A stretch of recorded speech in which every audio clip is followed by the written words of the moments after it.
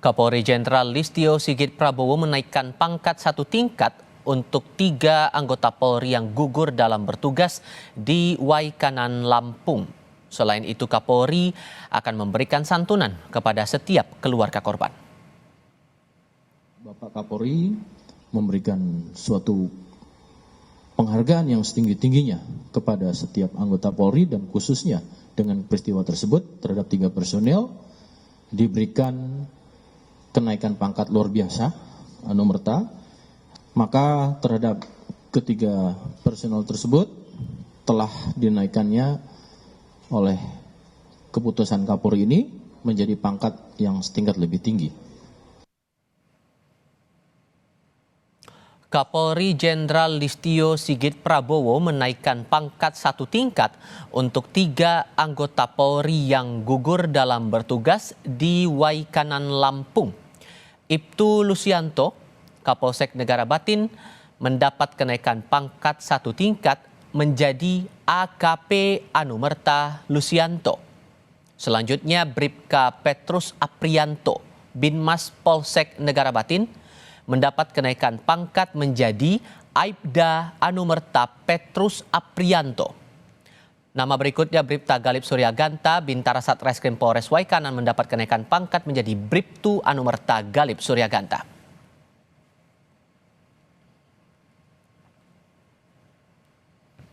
Topik selanjutnya, survei Posko Presisi Polri menyebut 47% masyarakat enggan melapor ke polisi ketika tertimpa masalah.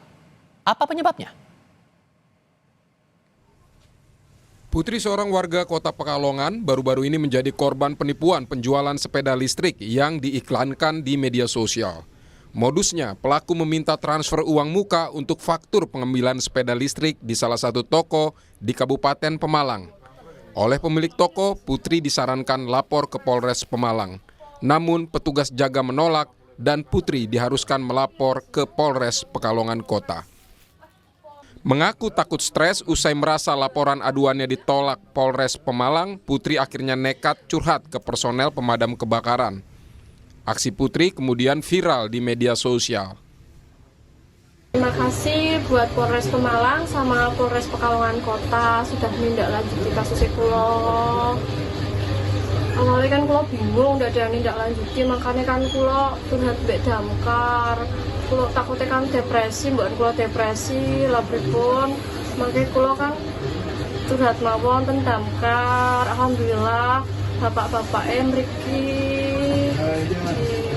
sudah menindaklanjuti kasus ini.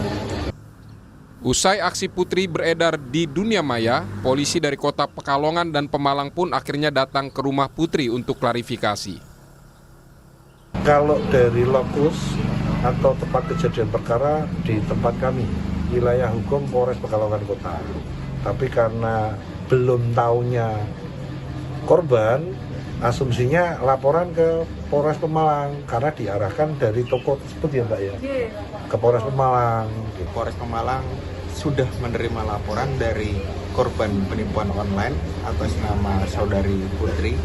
Karena tempat kejadian perkara, kami sudah berkoordinasi dengan Polres Pekalongan Kota terkait tindak lanjut. Kejadian laporan warga ditolak polisi bukan kali pertama terjadi. Ketua Sekolah Tinggi Ilmu Kepolisian, Lembaga Pendidikan dan Pelatihan Polri, Irjen Dadang Hartanto, menyoroti pentingnya peningkatan profesionalisme di kalangan Polri. Seperti kami kutip dari Kompas.com, Irjen Dadang mengatakan, sebagaimana kita ketahui dari hasil survei oleh Posko Presisi bahwa masyarakat masih banyak enggan untuk melapor kepada Polri, kurang lebih 47,4%. Ini merupakan fenomena yang harus kita tangkap dan pelajari. Menurut pengamat kepolisian Bambang Rukminto, keengganan warga mengadu ke polisi didorong oleh banyak faktor, seperti lamanya proses penyelidikan setelah aduan, hingga jaminan kepastian hukum. Seperti kami kutip dari Kompas.com, Irjen Dadang mengatakan, sebagaimana kita ketahui dari hasil survei oleh Posko Presisi bahwa masyarakat masih banyak enggan untuk melapor kepada Polri, kurang lebih 47,4%. Ini merupakan fenomena yang harus kita tangkap dan pelajari. Menurut pengamat kepolisian Bambang Rukminto, keengganan warga mengadu ke polisi didorong oleh banyak faktor, seperti lamanya proses penyelidikan setelah aduan hingga jaminan kepastian hukum. Ketua STIK Lemdiklat Polri mengatakan sebanyak 47,4% warga enggan lapor polisi jika ada masalah. Lalu ada apa dengan pelayanan Polri sehingga seperti apa juga solusinya untuk memecahkan masalah ini? Kami akan ulas bersama Guru Besar Universitas Bayangkara yang juga penasihat ahli Kapolri Hermawan Sulistyo dan Ketua PBHI Julius Ibrani. Selamat malam semuanya. Selamat malam. Terima kasih sudah bergabung bersama kami. Ada yang sudah mengadu, Prof. Kiki, tapi ternyata tidak dilayani. Ada beberapa juga yang mengaku lamban proses hukumnya sampai ke kepolisian. Jadi menurut Anda ini yang bikin orang enggan lapor polisi itu karena itu atau ada faktor yang lain juga kalau dari analisis Anda? Ada berbagai faktor ya. Mulai dari sebetulnya pengadunya mengada-ada gitu ya. Saya ngalami banyak kasus yang seperti itu gitu. Sampai memang dia dijahatin oleh oknum polisinya gitu. Jadi itu rentangnya lebar sekali ya. Orang ngadu gitu kan. Ngadu, untuk mengadu dia udah dengar nih misalnya dari orang yang mengalami sendiri atau katanya polisi dipingpong aja. Itu kalau kasus-kasus perdata tricky satu. Kalau kasus pidana misalnya pelecehan seksual misalnya yang lain itu juga tricky. Kenapa? Ada pihak lain yang terlibat. Jadi misalnya antara yang dilaporkan dengan yang dilapori, orang yang dilaporkan dengan pelakunya itu. Jadi ada para pihak, bukan hanya satu pihak, misalnya seseorang atau sekelompok orang melawan negara gitu. Nah, kalau ada beberapa pihak seperti itu akan sama-sama berusaha merapat pada polisi untuk ditangani sesuai dengan kepentingan mereka. Oke, Nah, kalau pertanyaan begini, sorry saya potong Prof. Kalau pertanyaannya, apakah ada masalah di bidang SDM atau sistem dari pengaduannya nih yang membuat akhirnya warga enggan melapor seperti ini?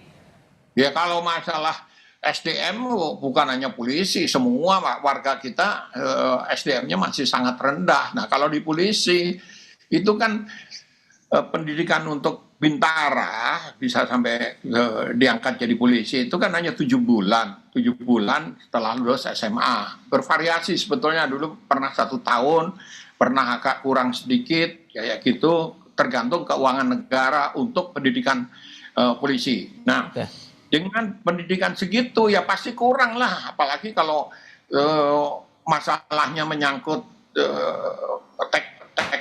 keahlian teknis seperti penggunaan internet dan sebagainya. Jadi mereka menghindari. Seringkali anggota itu nggak ngerti ini laporan soal sosmed, menghina misalnya, dia nggak tahu, dia menghindar. Nah, kalau menurut Mas Julius, Anda sependapat dengan pernyataan Prof. Kiki atau ada analisis lain sendiri yang membuat akhirnya warga enggan melapor ke polisi? PBHI punya riset sendiri ya, Mas. Jadi problem durasi itu faktornya banyak, tapi nomor satu durasi. Durasi itu bicara proses yang begitu panjang dan tanpa kepastian, termasuk tanpa ada informasi yang rutin meskipun diatur dalam Perkap atau Peraturan Kapolri. Surat pemberitahuan perkembangan hasil pemeriksaan laporan itu harus 2 minggu sekali dilaporkan. Tapi soal durasi ini, ini soal jumlah personil ya. Di antara jumlah personil yang menangani, lalu di antara dilawan dengan jumlah laporan yang masuk, itu satu. Yang kedua adalah tadi kapasitas. Dalam konteks laporan polisi berarti dia harus melakukan screening apakah peristiwa ini merupakan peristiwa hukum dan hukum pidana atau bukan. Ada 2 jenjang. Yang artinya selemah-lemahnya iman butuh seorang sarjana hukum yang sudah berpraktik untuk menganalisis itu. Sedangkan tadi Prof. Kiki bilang kebanyakan masih di level bintara yang lulusan SMA. Nah gap ini yang membuat prosesnya panjang, lama, butuh manggil ahli dan segala macam. Yang ketiga tidak dapat kita pungkiri soal anggaran. Itu penting. Apabila kita mau ada pemeriksaan yang cepat, kemudian scientific evidence based dalam pemeriksaan, maka kita butuh anggaran butuh ahli dan butuh alat. Kita tidak punya semua itu. Makanya proses lama dan masyarakat enggan untuk melapor gitu. So kalau dengan beberapa catatan tadi, akar masalah mana yang harus kita selesaikan dan solusinya bisa dalam jangka pendek, jangka menengah atau jangka panjang? Kita lanjutkan lagi diskusinya di segmen berikutnya. Usai jeda berikut. Mas Julius melanjutkan pertanyaan saya sebelumnya, ini sedikit background juga karena tadi siang Mas Bambang Rukminto dari ISE sempat menyarankan bahwa perlu diperbaiki KUHAP-nya juga dengan alasan KUHAP ini perlu diperbaiki agar masyarakat yang melaporkan kasus-kasus kejahatan yang menimpanya juga mendapat jaminan bahwa proses penyelidikan, penyidikan dan peradilan itu berjalan dengan benar. Menurut Anda itu hal yang esensial atau ada hal lain? Iya tentu, KUHAP itu bicara tata cara Mas ya. KUHAP itu bicara tata cara lalu bicara koordinasi dengan penuntut nantinya. Agar nanti hasil penyelidikan-penyidikan itu layak untuk dilakukan penuntutan di persidangan sehingga standarnya sama. Nah kalau bicara standarisasi seperti itu artinya kita harus memastikan kapasitas polisi dan jaksa sama itu. Sehingga apa substansinya bisa langsung aja, nggak perlu diperiksa ulang, nggak perlu dicek ulang dan segala macamnya. Nah itu salah satu instrumen, tapi yang paling penting instrumen internalnya Polri. Saya melihat bahwa yang mendesak itu adalah pendidikan di internal Polri, peningkatan kapasitas anggota, penguatan kapasitas lewat training-training yang spesifik, lalu singkat dan juga padat dan langsung simulatif. Ini yang amat sangat efektif untuk dilakukan dan kita tahu polisi-polisi yang cerdas itu polisi yang sekolah di luar negeri, polisi-polisi yang training di luar negeri dan dalam training itu dia simulasi. Selalu begitu. Jadi kalau KUHAP penting. KUHAP penting. KUHAP itu bicara standarisasi dan cara. Dan yang paling penting adalah dalam KUHAP itu didorong soal apa? Soal kepastian hukum. Setiap berapa lama harus diperiksa, setiap berapa lama durasinya harus naik statusnya. Artinya kerja-kerjanya targeted. Meskipun dalam situasi tertentu ada kesulitan-kesulitan yang tidak mungkin dilampaui. Nah ini yang membedakan antara KUHAP prosedural tadi dengan kapasitas internal. Oke, ditambah lagi kan kita menghindari agar jangan sampai terulang lagi tagar-tagar no viral no justice, Prof Kiki. Kemudian bahkan ada yang belakangan bilang lapor ke Damkar aja deh gitu. Guyonan-guyonan semacam ini yang muncul di media sosial. Sejauh mana kemudian Polri harus bisa memperbaiki ini semua? Hal krusial apa kira-kira yang perlu dicermati? Ini gini ya, ini terutama berkaitan dengan fungsi penegakan hukum dari polisi. Kalau fungsi pelayanan publik rasanya udah standar lah gitu ya. Nah, pada fungsi penegakan hukum ini yang agak repot karena banyak level brigadir itu pendidikannya hanya pada saat mereka akan menjadi brigadir, bribda gitu. Nah, pendidikannya itu hanya 7 bulan gitu. Pernah 1 tahun, pernah juga 5 bulan seperti itu. Itu sama sekali tidak memadai untuk memahami liku-liku aspek hukumnya. Nah, ada skema ideal kalau mereka dikirim ke luar negeri. Kendalanya adalah satu, bahasa.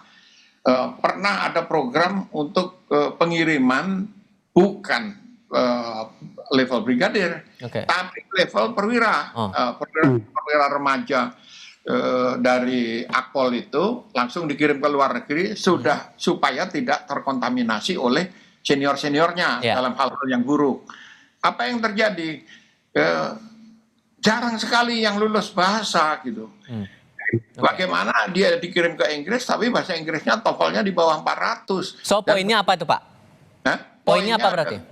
Adalah skema untuk pendidikan yang jangka menengah, jangka panjang. Itu ada kendalanya. Nah, yang lebih masuk akal adalah skema jangka pendek, training tadi disebut training singkat 2 minggu sampai 1 bulan. Training itu dan kalau menurut Mas Julius singkat saja, apakah ini akan tercapai dalam waktu dekat?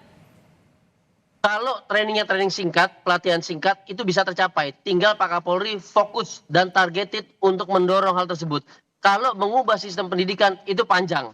Karena ini bicara sistem yang berkaitan dengan anggaran APBN. Saya pikir Pak Kapolri bisa, karena beberapa kali didorong untuk fokus misalnya tentang cyber, lalu kemudian tentang human trafficking, kejahatan seksual dan segala macam. Itu pernah dilakukan dan kemudian meningkatkan kapasitas dalam waktu yang sangat singkat. Jadi bisa seharusnya. Harusnya bisa karena ini ujung-ujungnya masalah layanan kepada masyarakat. Prof Kiki dan Mas Julius terima kasih banyak sudah berbagi pandangan bersama kami. Selamat malam semuanya. Baik, malam. Terima kasih.